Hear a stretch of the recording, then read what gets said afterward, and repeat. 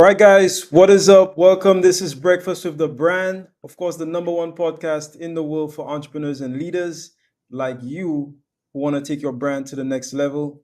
If you are tuned in live, go ahead and put some flames in the comments and also let us know where you're listening in from. I'm your host, Junior Frederick, and I have with me the man himself, Mr. Bobby Stealth.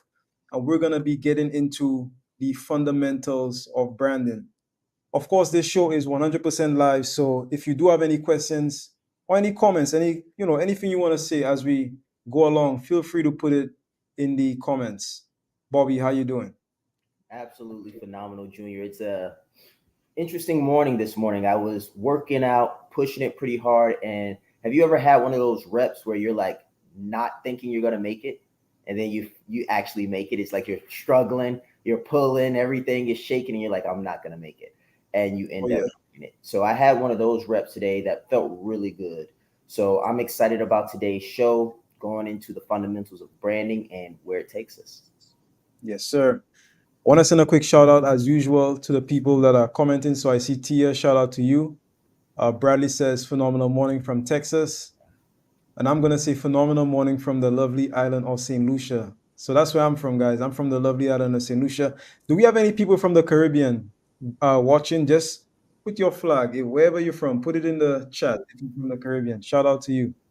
I see Joel Smith, the strategic leadership expert. Mr. Joel Smith says good morning to all. Shout out to Joel and good morning to you. All right, guys. So today we're going to be talking about the fundamentals of branding. I mean, you could never get too deep into the subject of branding. Like, what even is a brand? So, Bobby, we're gonna go all the way back. Let's peel back the layers. I think we have some new listeners, so let's peel back the layers. Go all the way back.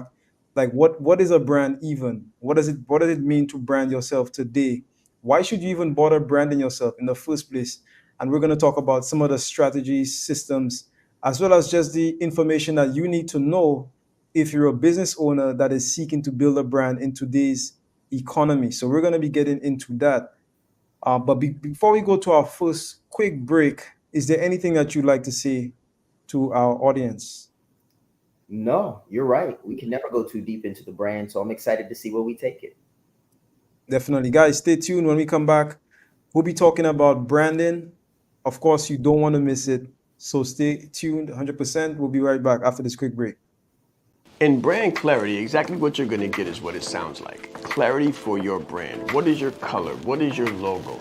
What is your unique value proposition? Who are you speaking to? Why? How should you speak to them? How should I position myself? That's what you're going to learn in brand clarity. You need other people to have the same clarity on your brand that you do. But this is the gap. If you don't have clarity on your brand, then no one else is going to have clarity on your brand either. It's like messaging. Your message sounds clear to you, but is your end user receiving the value that you're trying to provide? I guarantee you that after you go through brand clarity, they will, and so will you. And that's how you'll scale your brand. When I think of brand you, I think of being your best self, your most authentic. The reason why we were able to crush business, absolutely dominate in business without having the marketing list, without having the email huge list, without having the Facebook ads and the advertising budget, without knowing the algorithm. The reason we were able to do this is because I branded myself. I told my authentic story and I was comfortable in my skin. Why? Because it was that time in the world where everything was shifting. It was 2020, March. So you remember what happened during that time. It was like the world was coming to an end. So you didn't have anything to hold back. So I chose to give everything that I had and be everything that I am. And because I was that, because I branded me, because I was authentic, everything shifted. And people wanted more. And they wanted to know more about me and how they could become more comfortable in their skin. Listen, guys, when you brand you and not what you do, you're gonna add a zero to the world, but you'll also add a zero to your revenue. Let's grow.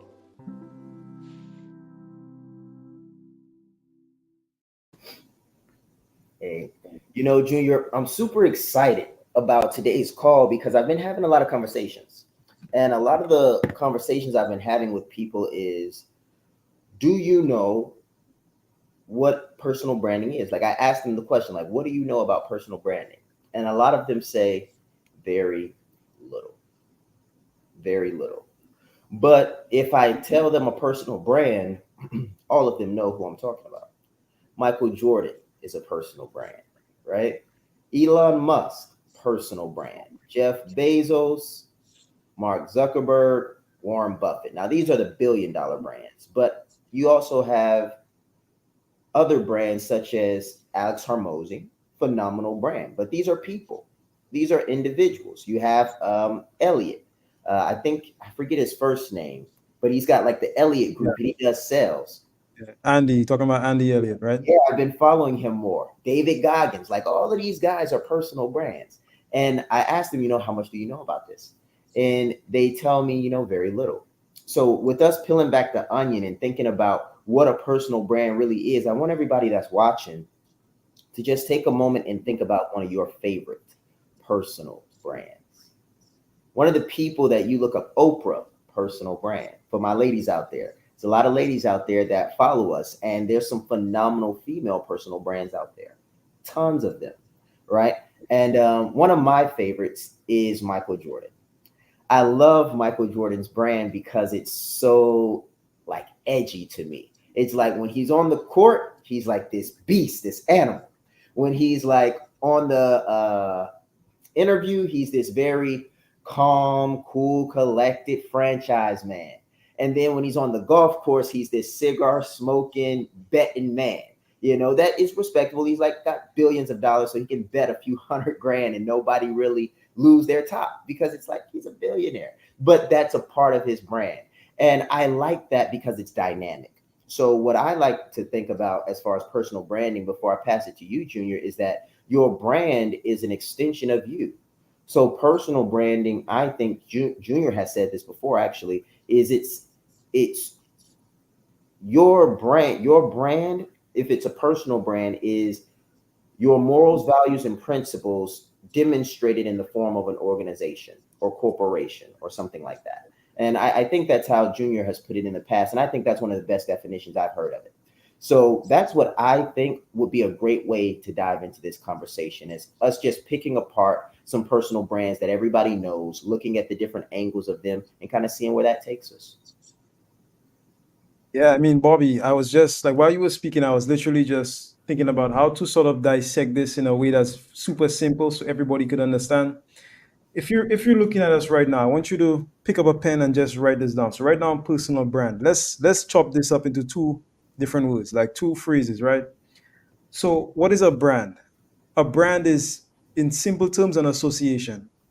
So back in the day, let's go way back. Back in the day, when people did a lot of cattle farming and stuff like that, where you used to have sheep and cows and all of these different animals. Farmers used to use the hot iron, right, to brand their cows. So if my cow went down the street and Bobby came across my cow, and then it had this brand on this tag on it, he knew that it was mine. Okay, so that's basically where it came from. And we could go all the way back to Egypt. We could go all the way back to the pyramids, Bobby. Branding has always been something that's taken place. But realistically, when you really and truly boil it down to like just the fundamentals, as we say, branding is basically an association. Yeah. That's literally what it is. A brand is an association. So when you look at a personal brand, the question is, what is your person associated with? That's a simple way to think of it. So you are your own person. Okay. So what is Bobby associated with? What has Bobby associated himself with in the mind of his audience? And that's how I define a personal brand. That's another way. Okay. A more simple way. So basically, if you want to know what your brand is, ask yourself, what do people think about when they think about you? Very, very simple. If they think about finances, that makes up part of your personal brand. Now, what's interesting, Bobby, is that a personal brand is not just made up of one thing. In fact, inside of branded like a leader, and in many of those alien calls, and in many of those leadership lives, deep dives at fives that we did a couple years ago, we often spoke about what is called a brand ecosystem. And Sean puts it the terms of having like an ecosystem or having like a galaxy with different planets, and each planet in your galaxy is something that you're associated with. So for example, we have coaching, we have sales, we have branding, we have this, we have that. So each of those things would be a separate planet in that solar system or that ecosystem that makes up your brand. Now, when you look at people like Michael Jordan, you spoke about three different things. You spoke about who he is on the court, you spoke about who he is in an interview, you also spoke about who he is on the golf course. This is exactly what I'm talking about. All of those elements goes into his personal brand, and it creates what you call an ecosystem of association. Now, what's brilliant is the more of an interesting person you are. So the more interesting you are, the bigger your brand, because the more people could relate to you, because you have more points of these points of affinity, as I like to call them. So if you like cigars, but you don't necessarily like basketball, you could have an affinity for Michael Jordan because he smokes cigars. If you don't even like cigars but you like golf, you could have an affinity with him. You could create a connection with him because he loves golf. If you don't like golf but you like basketball, then there's an affinity there. And what you find is that the more points of association that one has, the more interesting you are as a person, the more compelling and the more attractive you are as a brand. So, in very simple terms, personal branding is what are the association of terms, or what is associated with you, or what do people think about when they think about you. That's so good, Junior. That's so good because I remember a story about Kobe Bryant, and he hired a acting coach, and he hired this coach because he wanted them to teach him how to get into character. Mhm. So when we're talking about branding, you can almost imagine a character. There's different zones that you have to get into. Like, I don't know. I'll speak for me. Bobby the closer and Bobby the speaker are the same person but different energies. Like if I'm closing a deal or I'm on the other side of a prospect that is depending on me to lead them to the way, to apply pressure when necessary, to help them make the best decision possible, I've got to come in there with a certain energy. The Wolf of Wall Street talks about the confidence that you need to have. It's a phenomenal book. And he just shares the straight line method, like just getting straight to it and helping people make great decisions. Now, a part of my brand is being able to be the person that can ethically apply pressure and provide information, insight, and guidance. So I share that piece because that's an element, that's a character, that's a persona. So when Shaan teaches it to us, he taught us coaching, consulting, speaking, closing, marketing, all of the and branding, all of these different things. So one thing that I really enjoy about branding, since we're having the conversation, is you're oftentimes going to wear multiple hats. And when you have a strong origin brand story, you can bring all of those hats back to the same story. Shaan says, I'm just a kid from Harlem. I say, I'm just a passionate veteran who fell in love with business. So it all goes back to the origin brand story because we're dealing with the fundamentals of branding today. So one thing that I think is really interesting about Michael Jordan, about Mike Tyson, about Kobe Bryant is their origin is competition. Like if you trace them back, you might hear Michael Jordan say something like, I'm just a kid from North Carolina that was determined to make it in basketball. Kobe Bryant may just say something like, my dad was a basketball player and I was determined to follow his footsteps. But you can take it back to a certain space. And I think that's really important. So for me, what I like to get across is how are you thinking about you and your multiple hats? And I'm talking to the audience now. Like, how are you thinking about you as a mother, as a sister, as a business owner, as an executive, as a leader, and do all of those hats tie back to your origin brand story? And if they do, then great. If they don't, then there may be a gap in authenticity. And those gaps in authenticity can create lacks in confidence, gaps in confidence. Yeah, I mean, at the end of the day, I tell people Just be true to who you are. A lot of people try to be pretenders. And that could be like, you could be like, for example, a lot of these influencers that they rent like jets and stuff like that. Like, guys, you have to be a contender, not a pretender. You have to be a contender. You're contending for the top spot. You're contending to be the best in your space. You're contending for the attention of your audience, but you never pretend. And I'm not talking about just in the case of money. I'm also talking about, just not being who you are. Like, because eventually, I have a theory, Bobby, that the universe is ruled by truth. Like, Mhm. truth is just a fundamental, like a law of gravity. So I believe that at some level, if you're not true to who you are, the same way the market has corrections, there's gonna come a time where whatever you pretend to be is going to be corrected. I really and truly believe that. So I believe in you know, just being who you are, because I guarantee you, you're unique, you're special. But as special as you are, as unique as you are, there are people just like you. There are people who've experienced the same pain. There are people going through the same struggle. There are people that have been through the same thing. There are people that are looking for a voice. I want you to imagine, like, I can remember the first time I heard a motivational speaker. That was several years ago. Okay, one day, what was I doing? I think I was actually, I was training. I was doing something, Bobby. I've always been training for a long time, Mhm. almost 20 years. I was an athlete in school. I had a calisthenics group back in the day, which I started. So I've always been training, and I came across, it was actually Les Brown. It was a Mhm. Les Brown speech on YouTube, believe it or not. I came across that, and this is the one where he tells his story. He tells his personal story, and um, he was, given up for adoption. He was labeled mentally retarded. He tells a story about being in the classroom and all that. When I heard that story, that story absolutely, it changed my mind completely when I heard that story.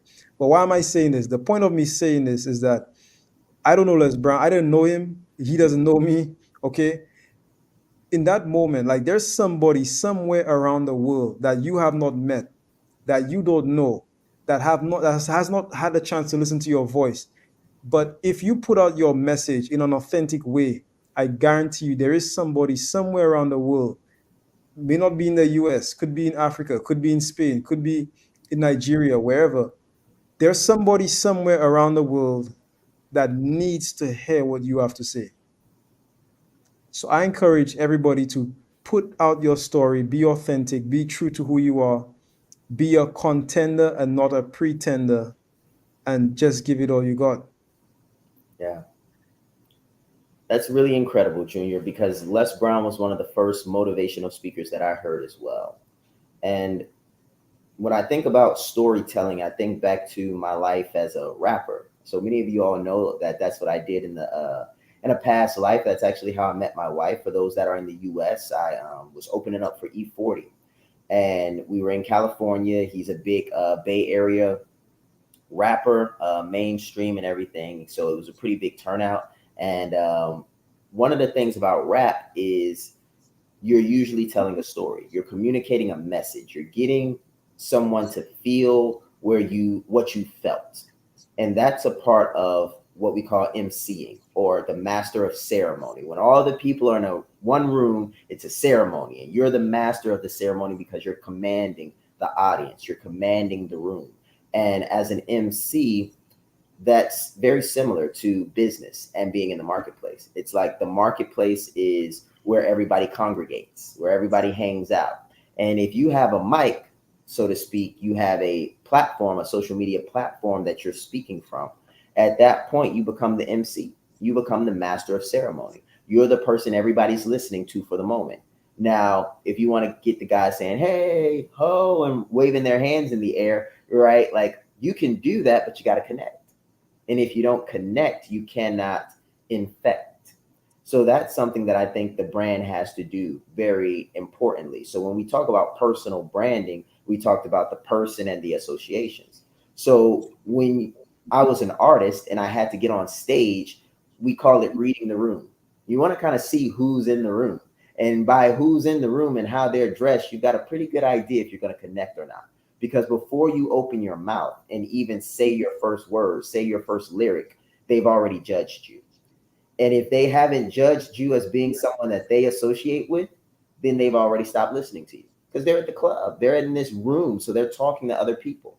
Everybody probably has been to a club before, or a concert or something like that. So I just want you to think about it, because this is something that's not so business, but really connects very well to business. So it's easy to understand. So imagine if you were at a concert or at a club of some kind, jazz club, whatever you like, whatever music you like, and the people on the stage don't look like you. They don't dress like you would dress. They're the opposite of what you think they are. And the moment they open their mouth, they sound completely like what you don't want to hear. You're going to turn to your friend. You're going to keep on talking to your friend. You're probably going to go get some drinks, probably going to go outside and come back in after they're off the stage. How many times has that happened to somebody in business? The brand isn't positioned properly. The messaging isn't connecting. And they wait for the person to just get off stage, to stop talking, to run out of money. Like the ads are not connecting. So they wait for the person to stop advertising. And you don't want to be that. Like, you don't want to be that type of person in the music industry. And most of us don't have money to simply blow on ads and connecting. So how can you connect faster? How can you make sure you take what I learned in the music industry and apply it to your business? Well, first things first is market research. Now, when we say be authentic, we mean it. Be authentic to you. Don't change you, but also understand who you are enough to understand if you're targeting the right people, if you're targeting people like you. Because one myth is build it and they will come. What that means is be you to the point that whatever you build, people are just going to buy. Like, that's arrogant. That's not true. Like, you want to be you, but if you build what you want and not what they want, they're not going to buy it. They're not going to engage with it because it's not what they want. So it's a fine line, same as in music. Like, I couldn't just write the music I wanted to hear the way I wanted to hear it because I wasn't buying all the music. I had to position myself in a way that allowed me to communicate music that I resonated with, but deliver it in a way that they could receive it. And when you can do that with your brand and with your messaging, and you have that degree of clarity on who your ideal client is, everything else starts to make more and more sense. Bobby, I think we should go to a quick break. But when we come back, guys, I'm going to be talking about the messaging, because this is something that literally everybody asked me about. In fact, I just did a project a couple of days ago. You know, I'm a copywriter. That's my background. For those of you who don't know me, I started doing copy about almost 10 years ago, actually, Bobby, doing copywriting and stuff like that, building sales pages, landing pages. I started doing social media for one influencer, help him grow his following on Instagram from, I think he was at 200,000, help him grow to like 700,000. So I have a lot of experience when it comes to messaging. Guys, stay tuned, because when we come back, I'm going to be divulging some of the secrets. Okay, so I'm going to be opening up the books and I'm going to be talking about some of the processes that I go through to get messaging that attracts and converts like clockwork. If you're an entrepreneur, if you're a leader, if you're online, period, if you're selling something, whether it's a service, a product, whether it's an idea, then you're going to want to stay tuned, because when we come back, I'm going to be talking about the keys to successfully putting out messages that attract and convert your clients like clockwork. Stay tuned.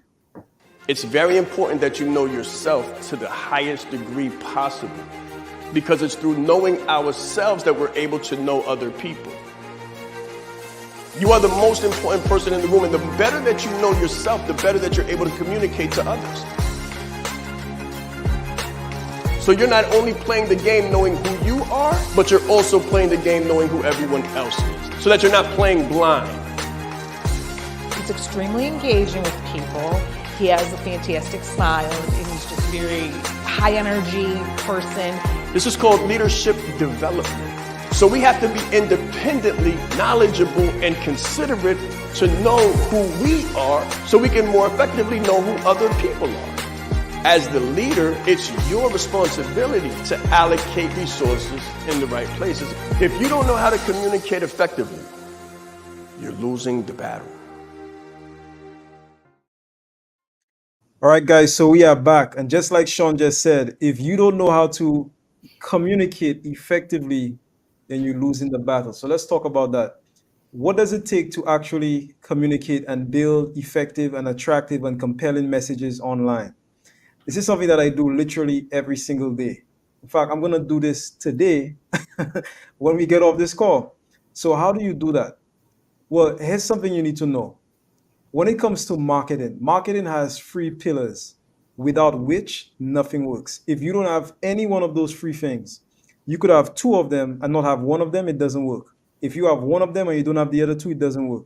You need to have all three of what I'm about to share with you for any kind of marketing to work anywhere. I don't care if it's through a letter, I don't care if it's through an email, I don't care if it's through social media, if it's through a text message, if it's through a pigeon, right? Send a message via pigeon. You need to have these three things in order for marketing to work. So let's get into it. Number one. So the number one thing you need to know is who is your target audience or what is that market? Now, when I say that, I'm not talking about, just the regular demographics, Bobby. So oftentimes I ask people like, who's your target market? They tell me, well, my target market is 45-year-old woman who's married, who lives in California, works a 9 to 5, makes 60K a year. She has two kids, a dog, and a white picket fence. That's not what I'm talking about. That's phenomenal. That's good. So demographics are good. As a copywriter, as a marketer, we go into what is called psychographics. So demographics tell you where that audience is in like the physical world. The psychographics tell you where they are in the mental world. Okay, so in order for you to influence anybody, you have to know what already influences them. So there are a couple things that I look for inside of an audience when I do my market, my target market audience profiles to really help me craft that effective and compelling messaging, Bobby. And here they are. So number one, of course, I need to know the demographics, like I just expressed. But apart from the demographics, what I'm looking for, number one, is I'm looking for what is the current state. So, what is the current state of the audience? Meaning that what is currently frustrating them? So, what are the top three daily frustrations? What do they care about?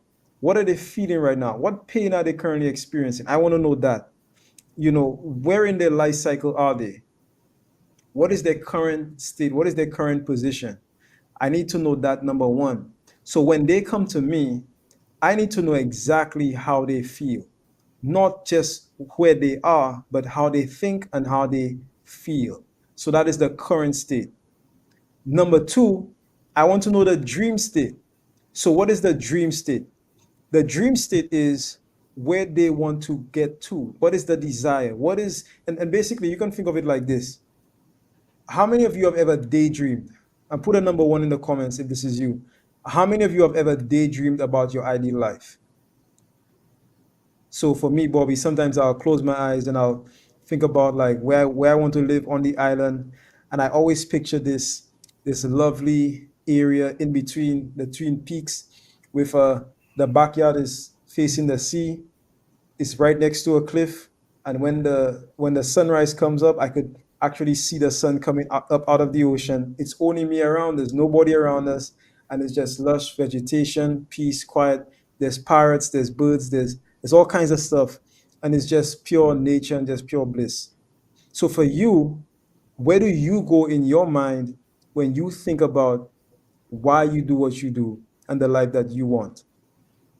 That place, that desire, that ambition is called a dream state. Now, once I know this dream state, I know your current state, meaning I know, how you are, how you think when you come to me, and in other words, to you, if it's your audience. I know your dream state, I know where you want to get to. The next thing I need to know, Bobby, is what is the roadblock? So, what is the thing that is stopping you? What is standing in between you, your current state, and your dream state?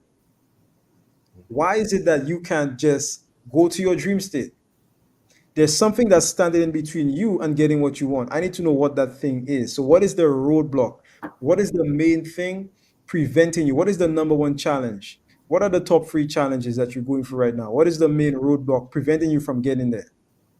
Once I identify the roadblock, I can identify what I call a bridge. A bridge is the solution to the roadblock, something that's going to take you over the roadblock. So think of the bridge as literally a bridge, like building a bridge to take you over a river. So the river is the roadblock, stopping you from getting from point A to point B. The bridge helps you cross the river. And here's the thing. Check this out. Here's where you come in. Here's where your product comes in. Your product is the solution, but your product is a vehicle, okay, that's gonna take you from point A to point B. That's gonna take your audience from point A to point B. So it'll be like back in 2008, I went to New York in 2008, and then I went to one of the places I went to was Staten Island. I went to Staten Island just to visit. And when you go to Staten Island, there's like this ferry, I think, that takes you like from you know one part of the land to the island, right? So your solution is like that ferry. It's gonna take you from the mainland to the island where you want to get to, or to your dream state. Without that ferry, you can't cross. Mhm. You're not exactly going to swim. So your solution is like a vehicle that takes the client from point A to point B. Now, very important, you don't do the work for the client. Your solution empowers, your vehicle empowers the client to do the work for themselves. So the vehicle empowers Bobby to go from point A to point B. Now, once I have these things, which is literally everything I need to write the copy, I still have to ask myself, Bobby, and this is something a lot of copywriters don't even think about. But what is the big idea? What is the big idea? And when I say big idea, I mean like, what is the thing? In sales, we call it the dominant buying motive. What is the big idea? What is the appeal that I need to have in order to get the client to say yes? Because you can present something, you could present the right solution. If you present the right thing in the wrong way, it doesn't convert. So back in the day when Dove came out, okay, Dove, which everybody knows is a soap brand, Dove came out as a soap bar for men with dirty hands. And then the sales went like this. The sales went down. They rebranded and they presented Dove as a body wash for women with dry skin. And then the sales went like this. Same product, different presentation of the same product, and you got a different result. So for me, I'm asking myself, what is the big idea here? What is the right appeal? Or what or appeal is code word for positioning. So we're talking about branding as well. What is the right positioning? What is the right appeal or positioning that you need to have in order to get the result that you want? Now, how do you do that? That takes a lot of research, that takes a lot of strategic thinking, takes a lot of thought. And sometimes, Bobby, you just have to stay off, go by the beach, or Mhm. drive downtown and just think about it until you get the right appeal. Like, don't start writing because you can start writing, but if you start writing on the wrong foot, it just doesn't work. Yeah. I'll give you an example, practical example. The other day, I was writing copy for someone, and they have this coaching program. So the coaching program, like a regular coaching program, it has three levels: group coaching, one-on-one coaching, etc., etc. Now, their whole thing was appealing to men. So they were building a community of men who had gone through past trauma, and they've become healed, and now they want to be better fathers, better husbands, stuff like that. So I said to him, I know that you're doing a coaching program, but for your audience, a coaching program is not necessarily the best appeal. I said to him, I want you to sell this as a community and just include the coaching program inside the community.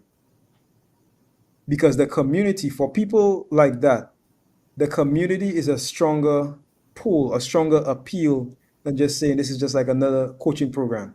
Mhm. No, this is not just another coaching program. This is a global community of men who are aspiring or coming together to help each other grow to become their fullest and their best selves.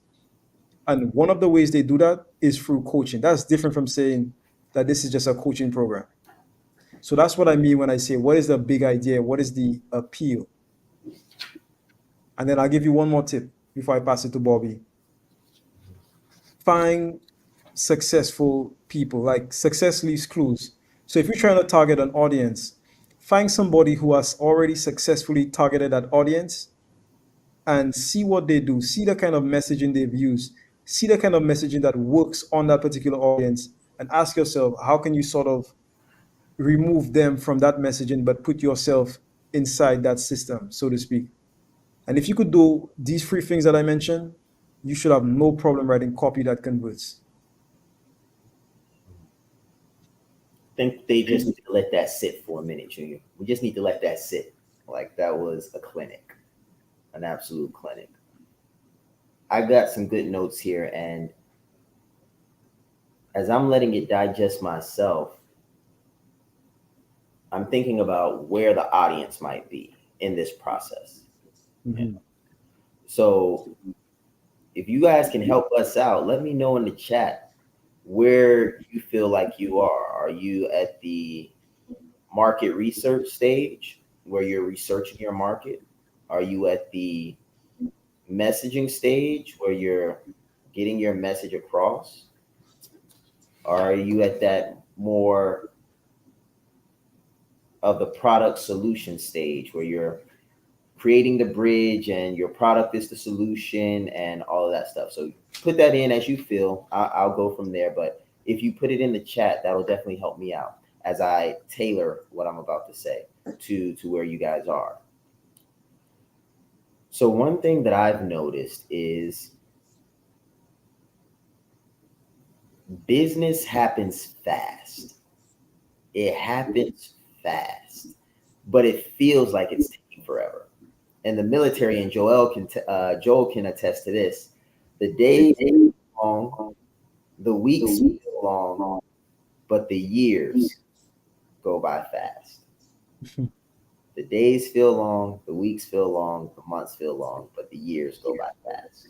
And that's the same thing in business. It's like figuring out who your ideal client really is. Like who are they really? It feels like it's going to take forever. It's like, man, I'm talking to these guys, I'm talking to these guys, I'm not talking to these guys.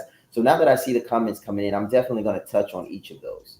I'm going to touch on each of those. And then once you get the ideal client piece down, you got the marketing down, then it's time for the messaging. So now you're trying this message, that message, this message, and you're seeing all these other people that are making money saying the same thing that you're saying, but you're like, why are they not buying from me? We're saying the same thing. And then you go through this phase of it's usually one word, like it's usually two words. Like everybody's saying branding now, but they weren't before. Like you can go back in our history and see that we were some of the first people to start talking about personal branding, the importance of it. But now everybody's talking about it. So what differentiates us? The small things, the 3 E's, the 3 I's, the let's grow. So like as you're going through your messaging, like you're going to be saying relatively something similar because a lot of people have the same problems, but you're going through that phase of where you're trying to find out what works for you, crickets to digits, what connects with your ideal client. And that takes time. Feels like it takes forever, but it really goes by fast. So I wanted to share that piece with you as I open this up because what you're doing right now is going really fast. It might just not, it just doesn't feel like it. Like you really are moving at light speed if you're coming to Breakfast with the Brand every day because you're getting more repetition, more information, more insight every day. So you're booking it, trust me. And when it all starts to connect for you, it's going to be like, whoa, whoa, whoa, whoa, whoa. And people are going to call you an overnight success like it always happens. And you're going to say in the back of your mind, because you're very polite and ethical, you're not going to say this out loud, but in the back of your mind, you're going to say, you have no freaking idea. The work, the sweat, the tears, the blood, the this, the that went into building this brand that you said happened overnight. But that's the way it works. So as I lean into some of these, I'm just going to touch on how they unfolded for me, some of the tools I used, some of the methods that I just found success with.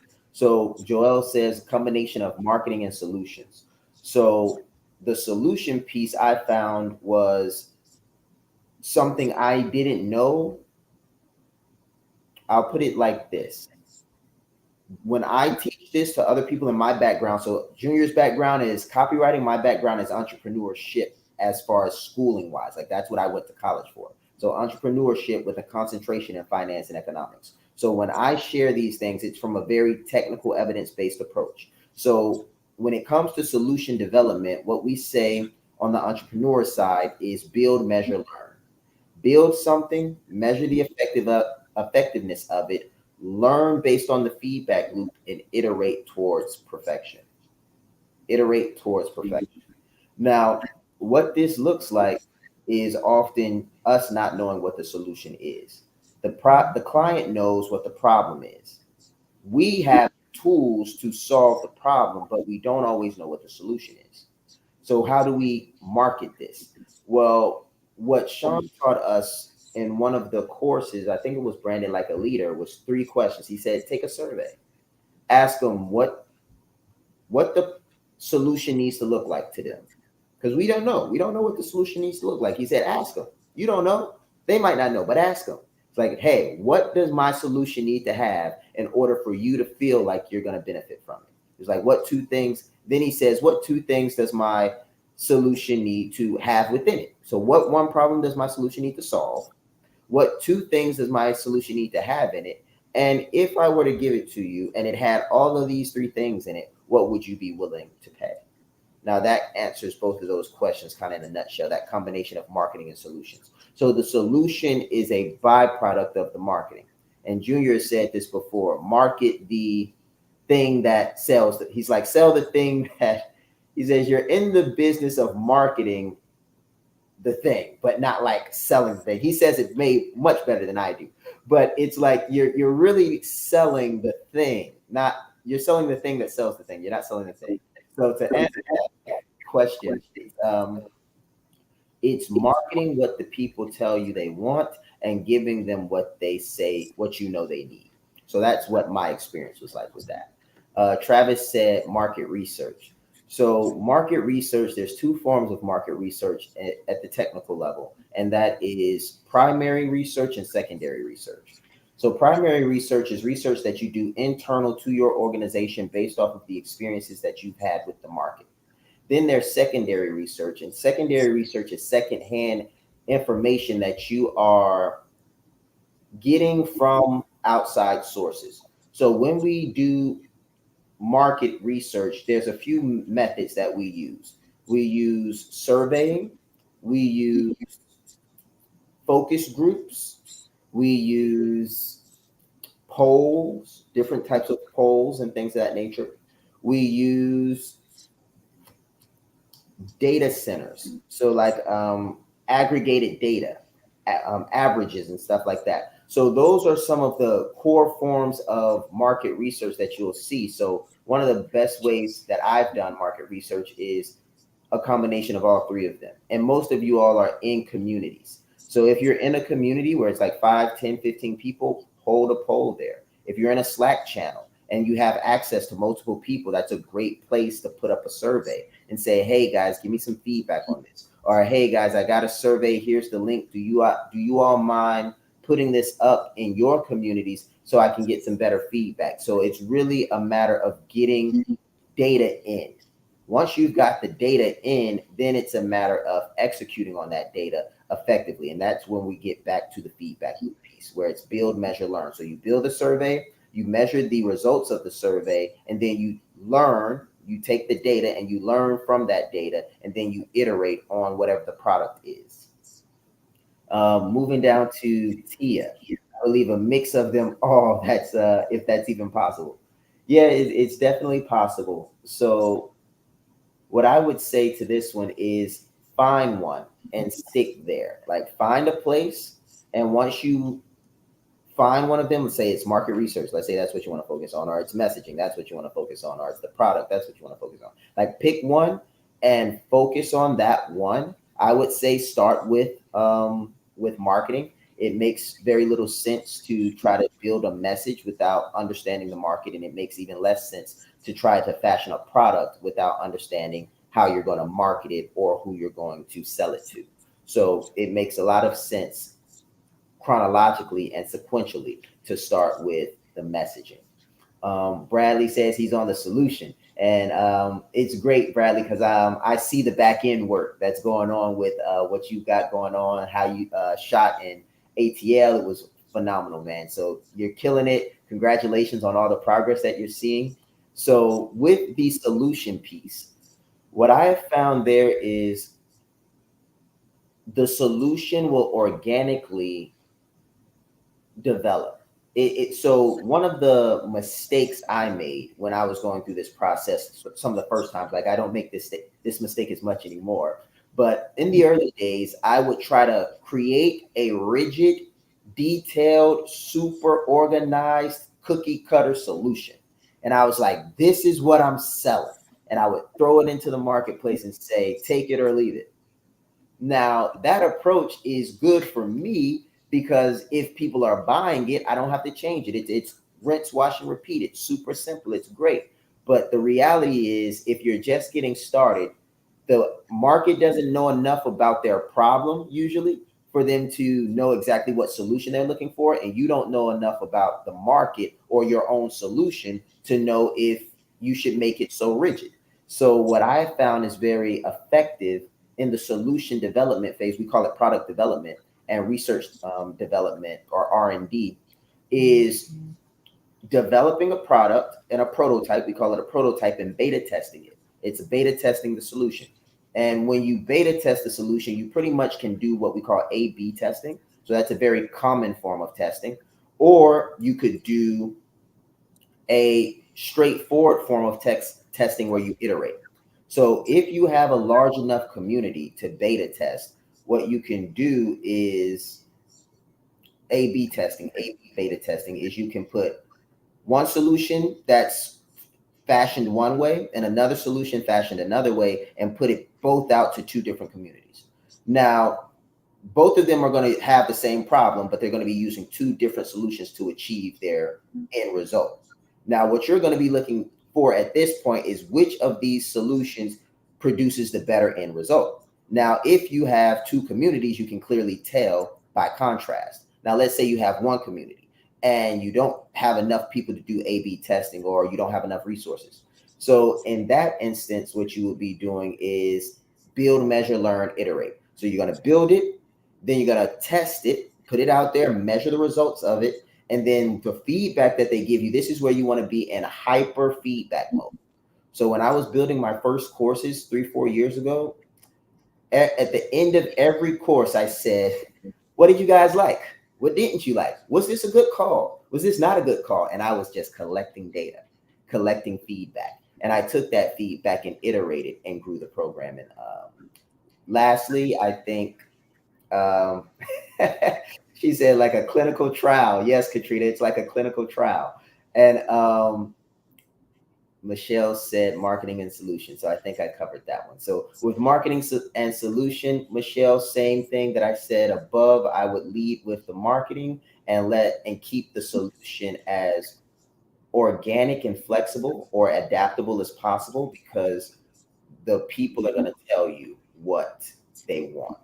And as they tell you what they want, you'll deliver what they need. And as you find out what they need, then you start moving into what we call business development, product development. But right now you're in what we call proof of concept.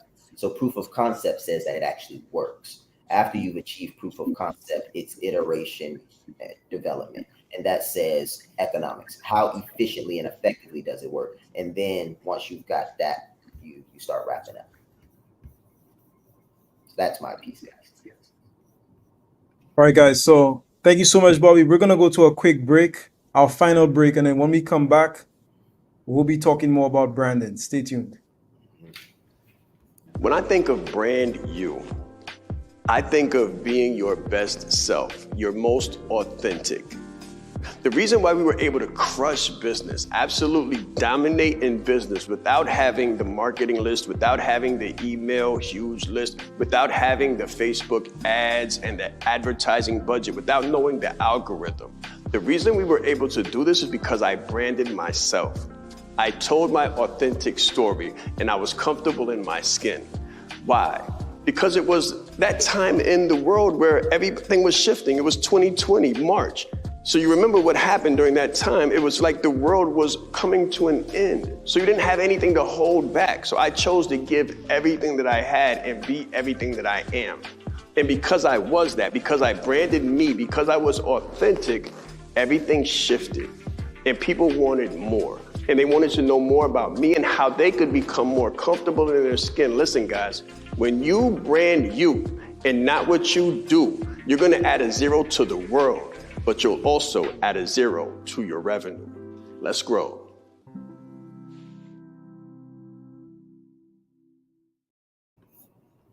All right, guys. So we are back.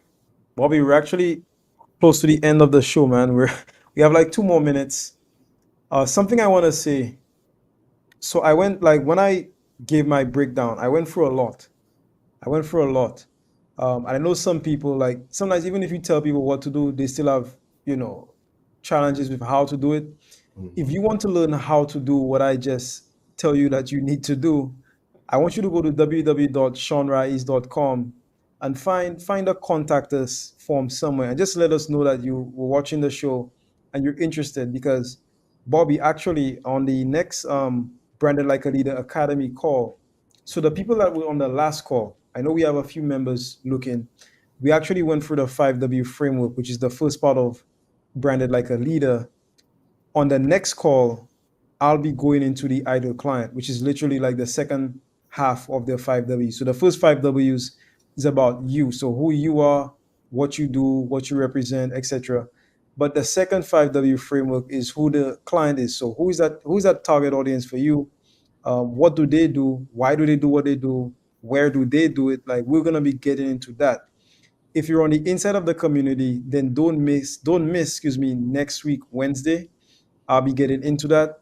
I'll be teaching you exactly what I do and how to find, you know, the current state, how to find the dream state, how to find a roadblock, how to find a solution, how to put together like a real in-depth idle client profile.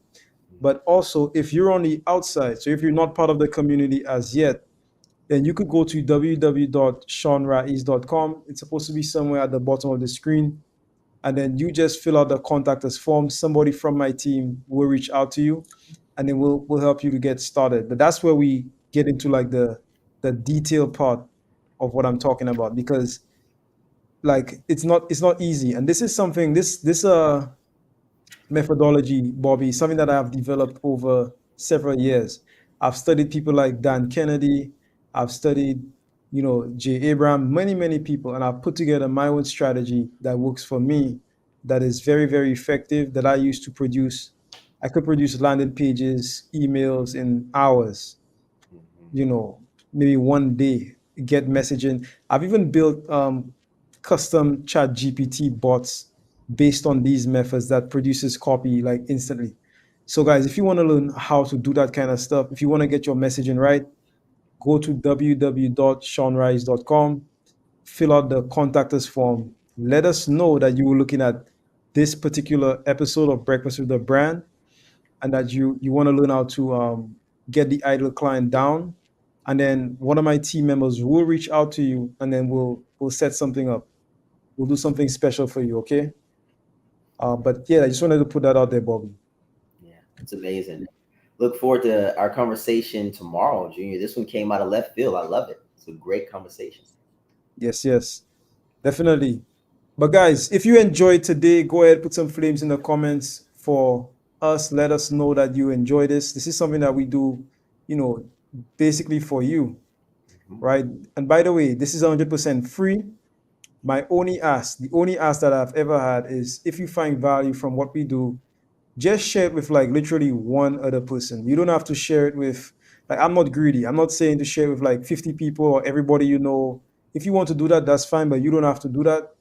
You can literally just send it to your cousin, just send it to a friend, just send it to a coworker, send it to the person next to you, just send it to one person. For parent, this is child friendly as well. So you could send it to your child who's interested in entrepreneurship. Just give it to one other person that you think would benefit from it, and then that would be enough. So pay it forward. That's the only thing I ask. Apart from that, Bobby, we'll be back tomorrow, same place, same time. We'll be talking about branding. Maybe we'll get into a little bit of sales, not sure as yet. But in any case, guys, today is what? Thursday? So have a phenomenal Thursday. We'll see you tomorrow on the show, same place, same time, 8 a.m. Eastern Standard Time. Have a phenomenal day and let's grow. Let's grow.